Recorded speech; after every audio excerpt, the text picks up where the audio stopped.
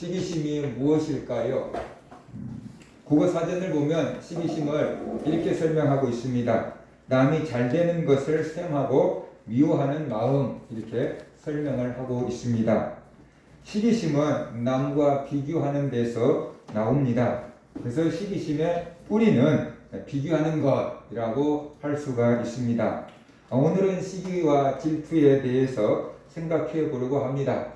혹시 나는 시기 질투하지 않아, 나하고는 상관없어 라고 생각하시는 분들이 있을 수 있습니다. 정말로 시기하지 않고 질투하지 않고 남이 잘 되는 것을 같이 즐거워하며 사는 사람들도 있을 수 있습니다. 또 어떤 경우에는 내 안에 시기와 질투심이 있는데 아직 그 시기하고 질투할 대상을 만나지 않아서 내가 시기와 질투가 없는 줄로 생각하고 있는 분들도 있을 수 있습니다.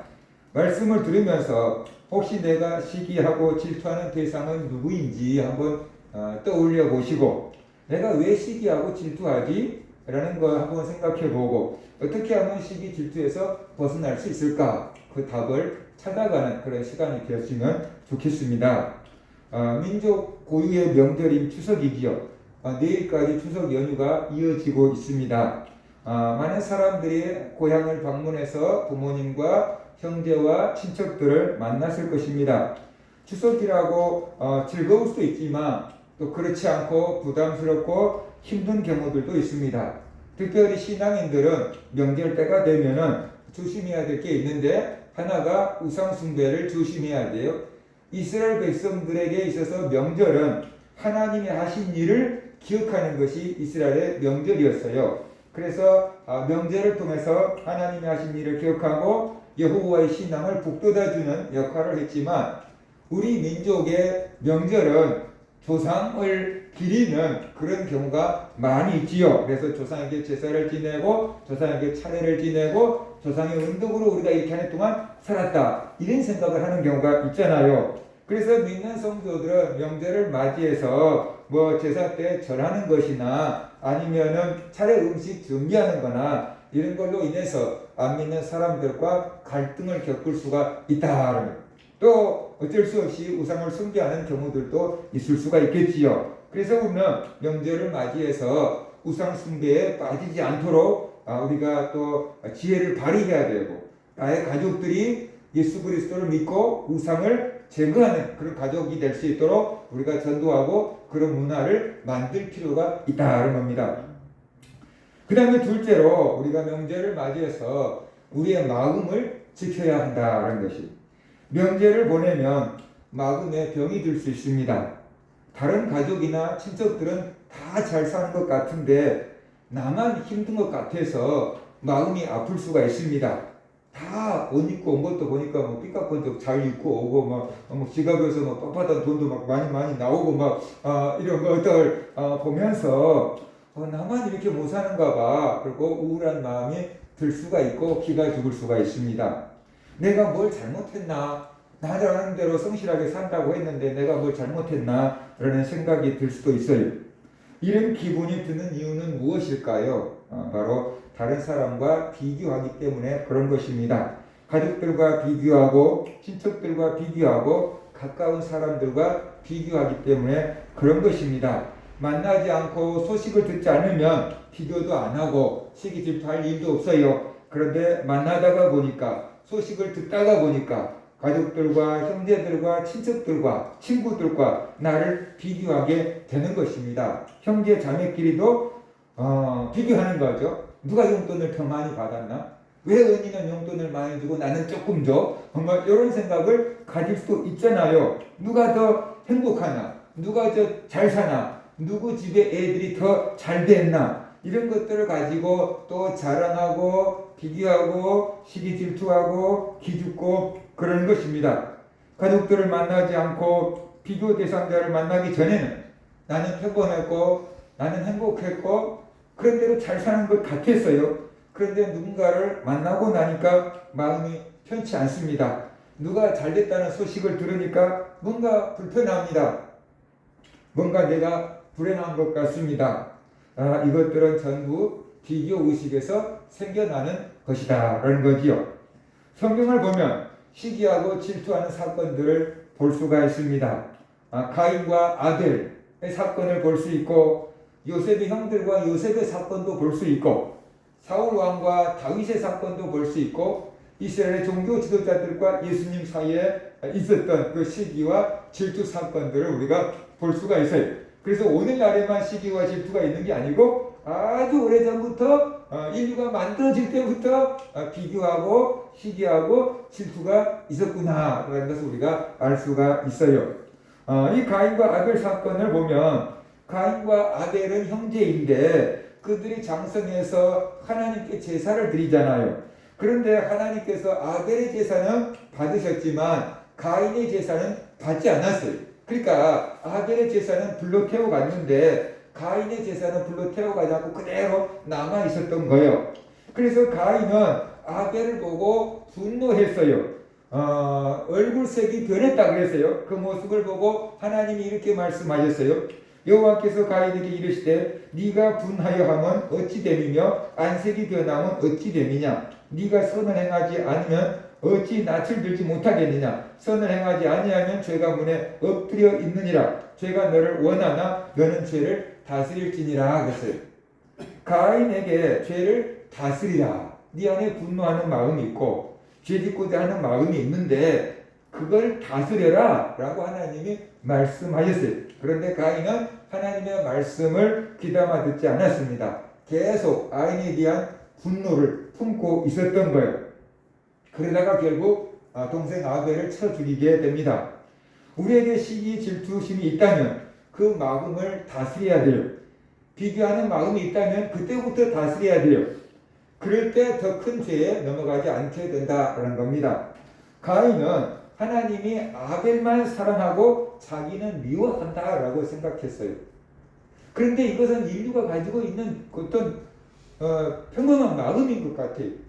부모들이 자식들을 열심히 기르고 사랑한다고 길렀는데 자녀들 마음 가운데는 부모가 나보다 언니를 더 사랑해, 동생을 더 사랑해, 오빠를 더 사랑해, 형을 더 사랑해, 동생을 더 사랑해.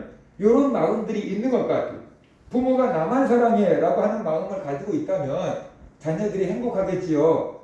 그런데 그 마음이 아니고 나보다 누군가를 더 사랑해 라는 마음을 갖고 있기 때문에 엄마 아빠한테 상처를 받고 있는 경우가 많다라는 거예요. 가인은 하나님이 아벨만 사랑하고 자기를 미워한다고 생각했어요. 그래서 가인은 아벨이 싫었어요. 아벨만 없다면 자기가 하나님의 사랑을 독차지할 수 있다라고 생각한 거죠. 그래서 가인은 아벨을 죽였고 인류 최초의 살인자가 되었습니다. 형제에 대한 시기 질투심이 이런 살인을 낳게 만든 거지요. 아벨을 죽이고 가인은 행복했습니까? 그렇지 않지요. 아벨만 죽이면 자기가 하나님의 사랑을 독차지할 거다라고 생각했어요. 그런데 아벨을 죽였는데 하나님의 사랑을 독차지한 게 아니고 하나님으로부터 어떻게 돼요? 벌을 받게 되었어요. 하나님이 가인에게 아벨을 죽인 죄를 물어서 형벌을 내렸어요. 어떤 형벌을 내렸습니까? 창세기 4장 11절과 12절을 보면은 땅이 그 입을 벌려 네 손에서 네 아우의 피를 받았은즉 네가 땅에서 저주를 받으리니 네가 밭을 갈아도 땅이 다시는 그 효력을 네게 주지 아니할 것이요 너는 땅에서 피하며 유리하는 자가 되리라 그랬어요. 그러니까 가인은 경제적인 벌을 받은 거예요. 예를 들어서 예전에는 농사를 지으면 풍년이 들었는데 이제부터는 땅이 저주를 받아가지고 네가 농사를 지어도 제때에 곡식을 내주지 않을 거다라고 이렇게 말씀하신 거잖아요. 그래서 예전에 농사를 지으면은 예를 들어서 100가마를 거뒀다. 그런데 이제는 50가마도 못 거둘 수 있게끔 돼버린 거죠. 그만큼 경제적으로 어려워져 버리게 된 겁니다. 그 다음에 또 가인은 유리하는 자가 될 거라 그랬어요. 유리한다는 것은 일정한 집과 직업이 없이 이곳저곳을 떠돌아다닌다는 뜻이에요. 그러니까 오늘날로 말한다 그러면 아벨을 죽인 벌로 가인은 노숙자처럼 집도 없고 직업도 없고 이것저것 떠돌아다니면서 사는 존재가 되었다는 거죠. 그리고 또 하나 안 나온 게 앞뒤에 있는데 뭐냐 그러면 하나님을 떠나게 됐다. 가인은 하나님을 떠나게 됐어요. 하나님으로부터 사랑을 독차지하려고 아벨을 죽였는데 하나님의 사랑을 독차지한 게 아니고 하나님으로부터 쫓겨나서 하나님을 볼 수가 없는 사람이 되어버렸다라는 것이지요. 그래서 우리가 시기하고 질투할 때는 저 사람만 이기면 행복할 것 같고 저 사람보다 잘 되면 행복할 것 같은데, 그런데 그것이 내 마음에 행복을 가져다 주는 게 아니고 불행을 가져다 준다라는 것이. 인류의 모든 불행은 비교의식에서부터 나왔다라는 말이 있잖아요. 그러니까 이게 행복을 갖다 줄 것 같은데 행복을 갖다 주는 게 아니고 어떻게 돼요? 불행을 가져다 주는 건데 우리는 이 함정에 자꾸 빠지는 것입니다. 하나님이 가인에게 이런 벌을 내리셨어요. 그러자 가인이 이렇게 대답합니다. 가인이 여호와께 아뢰되 내 죄벌이 지기가 너무 무거우니이다. 주께서 오늘 이 지면에서 나를 쫓아내시온즉 내가 주의 낯을 배웁지 못하리니, 하나님을 보지 못하리니, 내가 땅에서 피하며 유리한 자가 될지라 무릇 나를 만나는 자마다 나를 죽이겠나이다. 그러니까 가인은 아벨을 죽여놓고도 자기가 하나님께 받은 벌이 너무 무겁다라고 지금 항변하고 있잖아요. 그리고 가인은 다른 사람이 자기를 만나면 죽일 거라고 두려워했어요. 자기가 아들을 죽여놓고 자기 죽을 것은 두려워서 부들부들 떨고 있는 것을 볼 수 있어요. 왜 이렇게 두려워할까요? 모르는 곳을 떠돌아다녀야 했기 때문입니다. 그리고 자기가 아벨을 죽였으니까 다른 사람들도 자기를 만나면 죽일 거다라고 하는 그런 마음이 이제 들게 된 거죠. 그래서 두려운 것입니다. 내가 다른 사람을 시기하고 질투하면 다른 사람도 나를 시기하고 질투할 거라고 생각하게 되는 거예요. 그래서 늘 불안하고 쫓기는 삶을 살 수밖에 없는 겁니다. 이런 마음을 가지고 있는데 그 사람이 행복할 수가 있겠느냐라는 거죠. 아벨만 죽이면 행복할 줄 알았어요. 이것이 시기와 질투심이에요. 내가 저 사람만 이기면 행복할 것 같고 내가 저 사람보다 잘 되면 행복할 것 같아요. 그런데 이 시기 질투심은 결코 행복을 가져다 주지 않는다. 시기와 질투를 갖는 순간부터, 비교의식을 갖는 순간부터 우리는 불행해지는 것입니다. 그러니까 우리가 시기심을 버려야 되는 거죠. 비교의식에서 벗어나야 합니다. 그것이 내가 사는 길이고 그것이 내가 잘 되는 것이고 그것이 내가 행복해지는 거다. 비교의식을 버리는 것, 그것이 내가 사는 길이고 그것이 내가 잘 되는 것이고 그것이 내가 행복해지는 길이다. 이런 것을 우리가 알아야 됩니다. 우리는 얼마나 많은 사람들과 비교하며 살아가고 있는지 한번 생각을 해보라. 오늘 하루 동안만 해도 우리가 얼마나 많은 비교의식을 가지며 살아가고 있는지 한번 생각해 보라는 것이.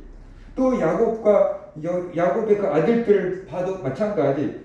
야곱에게 12명의 아들들이 있었잖아요. 요셉은 11번째 아들이었어요. 그런데 야곱은 자기가 사랑하는 여인이 낳은 아들이라고 해서 요셉을 특별히 사랑합니다. 그래서 요셉에게만 12명의 아들이 있는데 요셉에게만 채색 옷을 지어서 입혔다. 오늘날로 말하면 다른 아들들은 전부 길거리에 옷을 사다 입히면서 이 요셉에게만 백화점에 데려가서 옷을 사서 명품만 사서 입혔다라는 거예요. 그러니까 형들이 볼 때 불만이 많은 거죠. 내가 형인데 나한테는 저렇게 좋은 옷 한 번도 안 사주고 전부 저 동생한테만 좋은 옷을 사줘 라고 불만을 갖게 된 거죠. 그러니까 둘째, 셋째들이 이런 불만을 굉장히 많이 갖고 있다. 형은 항상 새 옷 사주고 나는 항상 형이나 언니가 입은 옷만 물려입게 되니까 어쩔 수가 없잖아요. 물려입게 되니까 그걸 당연하게 받아들여버리면 괜찮은데 이제 가끔씩 왜 형은 새 옷만 입고 왜 나는 형이 입다가 작아진 옷만 입어야 되는가. 엄마 아빠는 형만 생각해. 그런 마음을 가질 수가 있다. 엄마 아빠는 어쩔 수 없이 그런 건데 이게 이제 나를 덜 사랑한다라고 생각을 해버리는 거죠. 그것이 이제 또 상처로 남는 경우가 있다. 그래서 어른이 돼가지고 직장에 취업해서 돈을 버는데 계속 옷만 사다가 쟁기는 청년이 있다는 거예요. 입지도 않은 옷만 계속 사다가 쟁기는. 그래서 모든 월급이 다 옷값으로 나가. 그 도대체 너 왜 그러냐고 했더니 엄마한테 그러더래잖아요. 내 학교 다닐 때까지 평생 새 옷 한 번도 못 입어봤다. 그 한을 풀고 있는 거다. 그러더랬잖아요. 그러니까 그 학교 다닐 때는 엄마 아빠가 속상할까 봐서 아무 말도 않고 있다가 이제 자기가 크고 군대 갔다 오고 취업하고 돈 벌고 그러니까 그때 못 입었던 새 옷 마음껏 사봐야 되겠다. 마음이 공허하니까 인터넷 보고 계속 옷만 주문하는 거죠. 그 입어보지도 못한 옷이 막 계속 쌓여 있는데 계속 옷만 주문을 한다는 거죠. 그게 진짜로 입을 옷이 없어 그런 게 아니고 마음이 공허해서 그런 거죠. 그 사랑을 못 받았는데 새 옷이 올 때마다 내가 사랑받는다는 그 느낌이 들기 때문에 계속 옷을 사재끼는 거죠.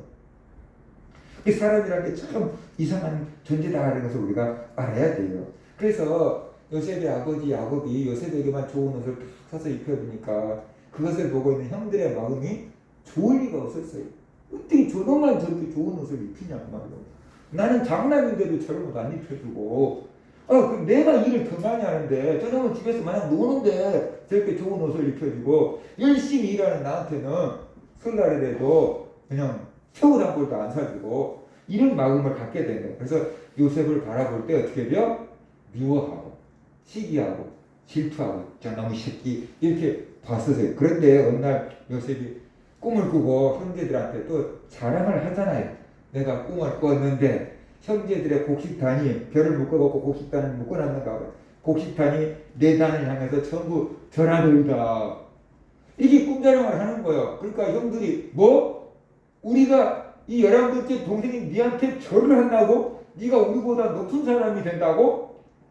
말도 안 되는 소리 하지 마라. 저 조그만 것이. 그러면서 그때부터 어떻게 돼요? 더 미워했는데 눈치도 모르고 다음엔 또 와서 그러잖아요. 그냥 막 11별이 내게 절하고 해와 달이 내게 절합니다. 막 이런 꿈자랑을 하잖아요.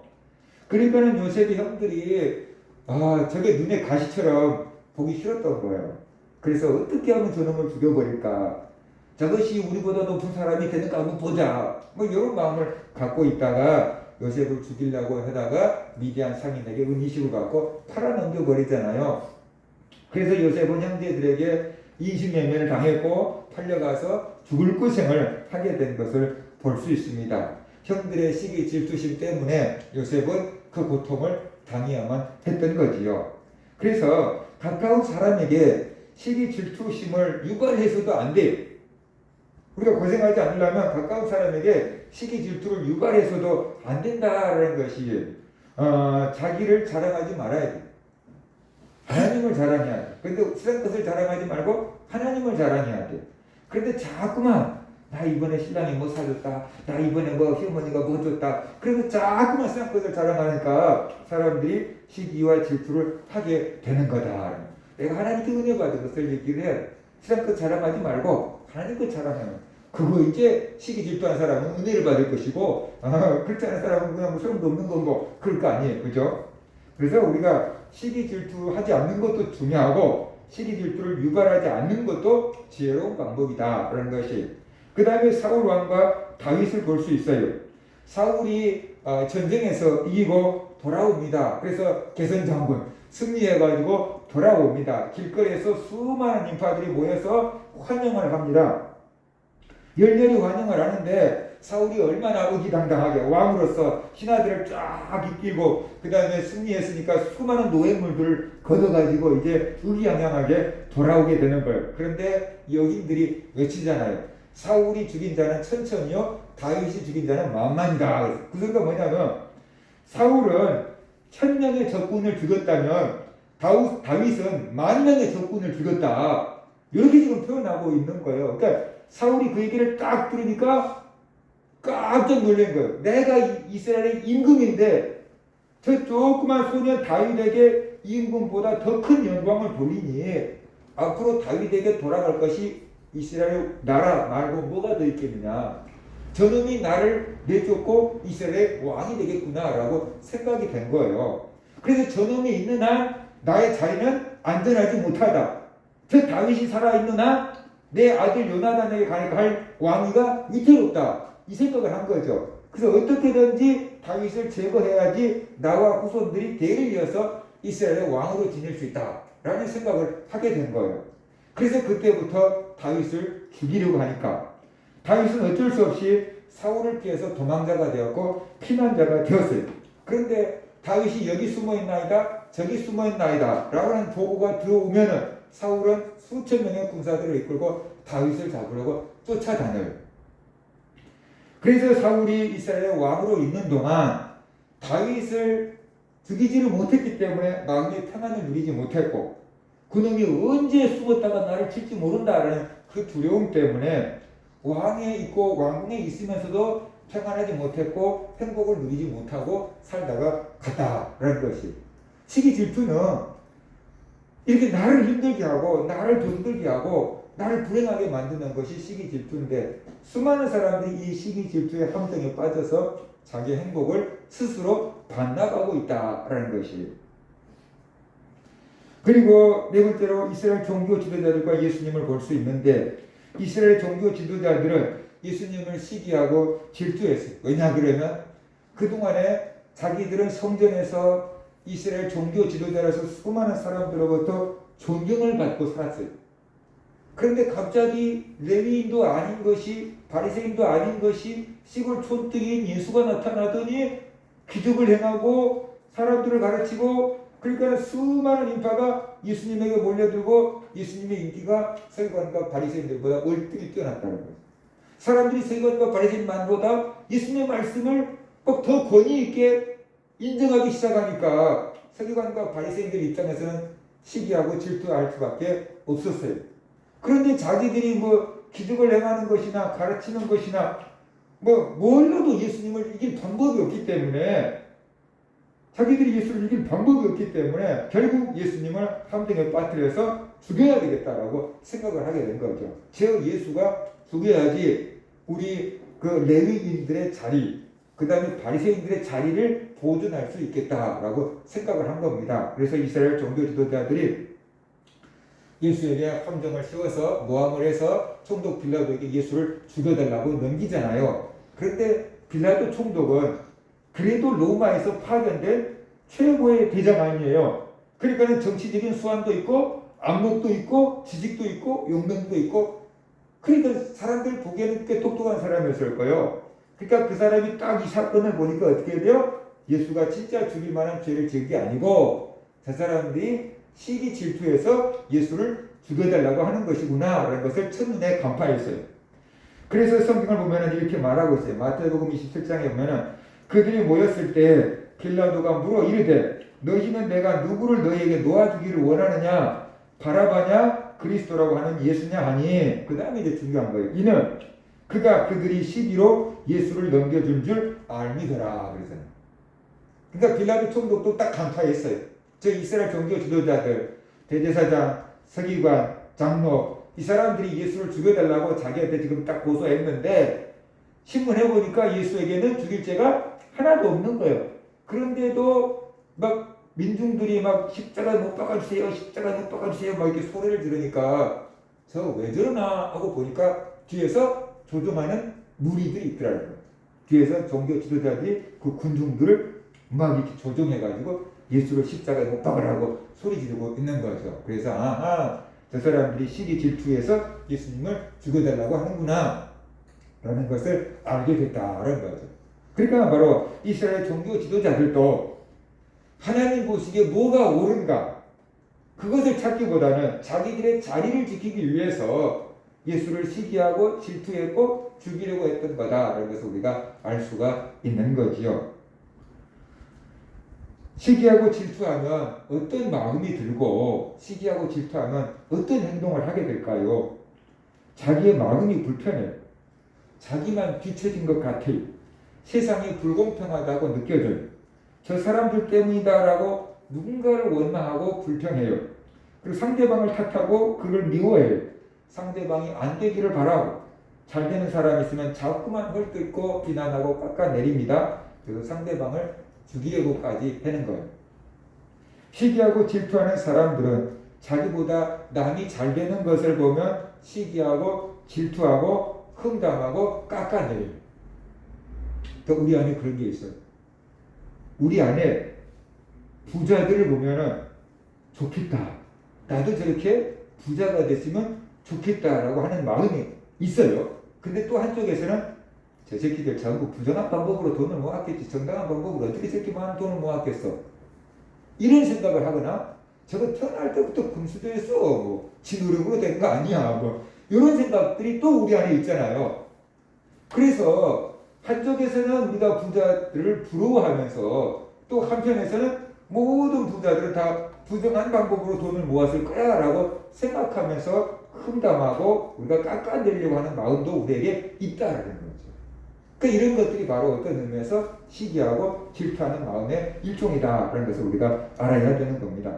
그리고 또 반대로 이렇게 시기하고 질투하던 사람들이 자기가 잘 될 수도 있잖아요. 그죠? 내가 갑자기 잘 될 수도 있다 그러면 어떻게 됩니까? 교만해져.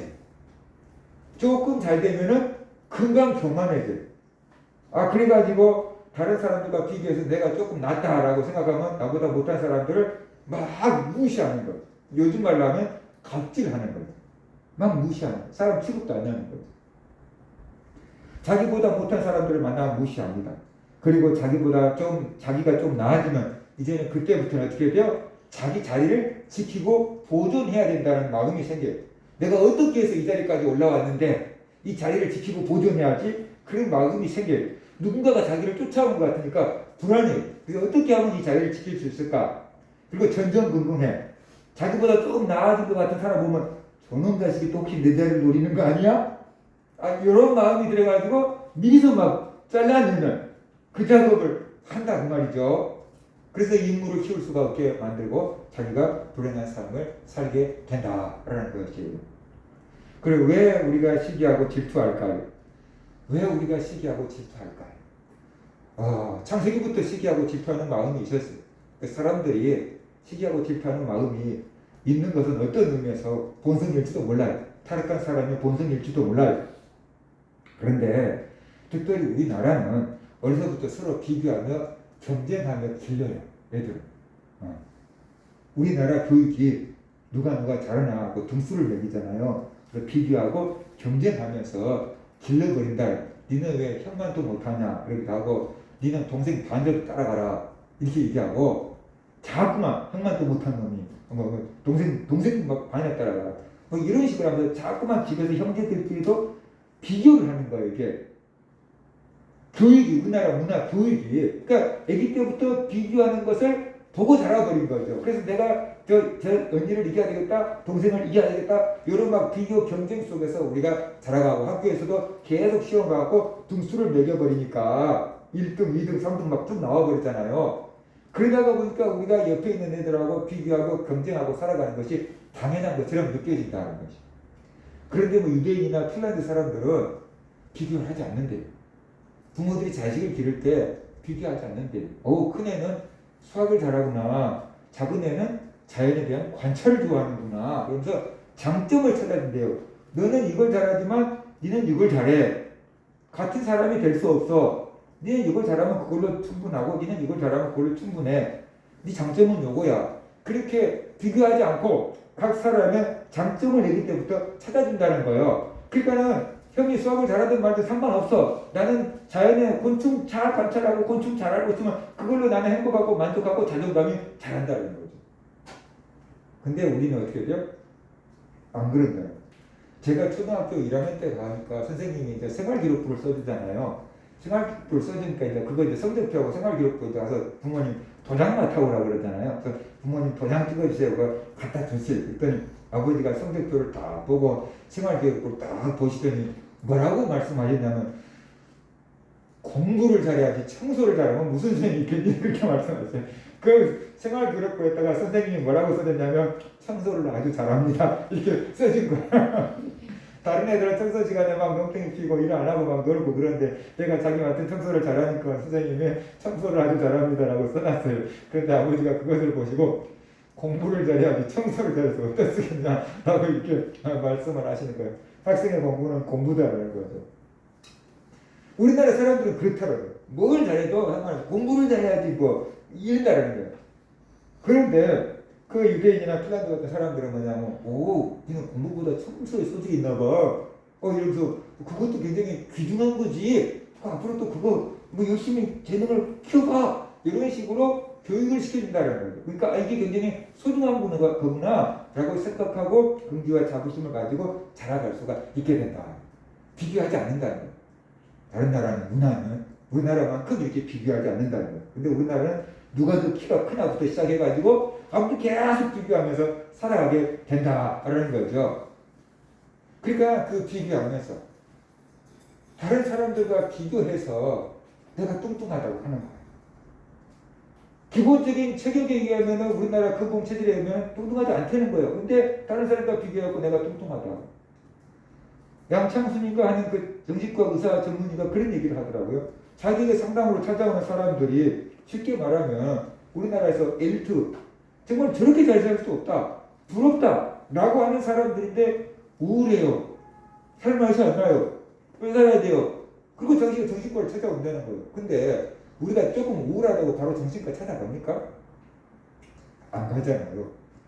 상당히 심각해야지 이제 어쩔 수 없이 찾아가는 곳이 그런 병원들이잖아요. 그런데 사회적으로 객관적으로 보면은 충분히 잘 살고 부러워할 만한 사람들인데 그 사람들이 정신과에 와가지고 내가 왜 사는지 모르겠다고, 나 우울하다고 하소연을 한다는 거예요. 그래서 의사가 아니 저 사람들이 뭐가 부족해서 그래. 그래가지고 이야기를 들어보면은 전부 SNS 때문이라는 거예요. 자기가 알고 있는 사람들이 SNS를 가서 보면은 저것이 어디 여행 갔고 뭘 먹었고 뭐 했고 막 온갖 행복했던 순간들이 막 다 올라오는데 그것을 쳐다보니까 아 내가 너무 재미없게 사는가 봐. 그런 생각이 들면서 그때부터 이제 우울증에 빠져버려요. 그래서 SNS를 하지 말라 그러더라고요.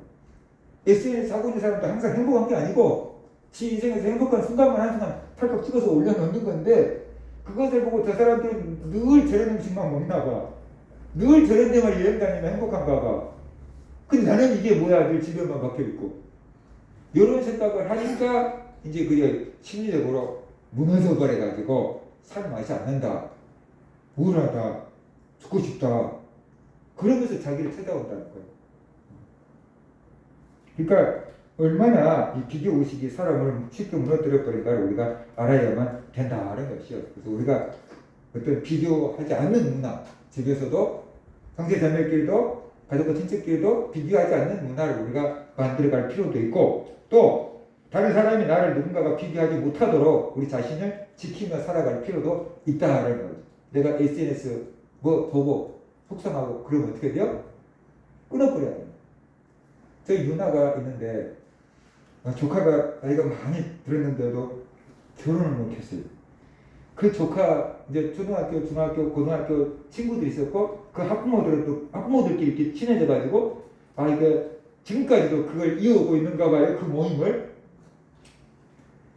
그런데 그 모임에 가면은 이제 이렇게 얘기한다는 거예요. 우리 아들 이번에 장가 갔잖아. 우리 아들 이번에 또 뭐 애기 낳았잖아. 뭐 이런 자랑들을 막 하는 거예요. 그래서 어느 날 이제 누나가 그 모임을 끊어버렸다. 그래서 왜 끊어버렸냐? 그 모임에 가기만 하면은 저기 자식들 장가 갔다니 손자러 갔다니 어쨌든 근데 우리 자식은 아직 애기도 없고 결혼도 못하고 있어요. 꼴보기 싫어서 끊어버렸다. 이렇게 얘기를 하는 거예요. 거기 가기만 하면 어떻게 돼요? 내 마음이 이제 불행해집니다. 내 마음이 불편한 거죠. 그만해야 되겠다. 그래 끊어버렸다. 자기 자신을 지킬 수 있는 힘도 필요하다라는 것이 괜히 그런 것에 우리가 너무 휘둘리지 마라라는 것입니다. 다른 사람을 시기하고 질투한다고 해서 내가 행복해지는 것은 아닙니다. 다른 사람을 깎아내린다고 해서 내가 높아지는 것도 아닙니다. 다른 사람 시기 질투할수록 나는 더 불행해집니다. 비교 의식을 가져서 행복해진 사람은 없습니다. 비교하면 할수록 불행한 늪에 빠지게 됩니다. 그럼에도 불구하고 많은 사람들이 비교하고 시기 질투하는 것은 잘못된 습관에 길들여져 있기 때문에 그렇습니다. 그래서 우리는 이렇게 나쁜 습관이 있다는 것을 알고 비교 의식을 버려야 되는 겁니다. 시기하고 질투하는 마음을 버려야 합니다. 그리고 내 자존감을 키워야 돼. 자존감이 약한 사람일수록 남과 비교하고 기죽고 그렇게 되고 또 잘되면 교만해지고 그렇게 돼요. 건강한 자존감을 가져야 돼. 그럴 때 비교 의식의 늪에서 빠져나올 수 있습니다. 그럴 때 나다운 삶을 살 수 있고 더 행복한 삶을 살 수 있습니다. 그러면 우리가 건강하게 살고 행복하게 살고 우리의 마음을 지키고 우리의 믿음을 지키기 위해서는 비교의식을 버려야 되는데 어떻게 해야 비교의식에서 벗어날 수 있느냐라는 거예요. 바로 내가 지금 누구와 비교하고 있구나라는 것을 깨달아야 돼요. 자기 기분이 우울해졌어요. 허무해졌어요. 왜사나 몰라. 그렇게 됐어요. 근데 내 기분이 어떻다는 것을 못 알아채는 거죠. 괜히 살기 싫어. 괜히 힘없어. 이렇게 되는 거예요. 그럴 때 왜 그러는가? 언제부터 그런가? 누구를 만나서부터 그런가? 그걸 찾아봐야 되는 거예요. 그래서 내가 지금 누구와 비교하고 있기 때문에 그렇구나. 누구를 만날 때부터 누구한테 소식을 들을 때부터 내가 이렇게 됐구나 라는 것을 깨달아야 돼요.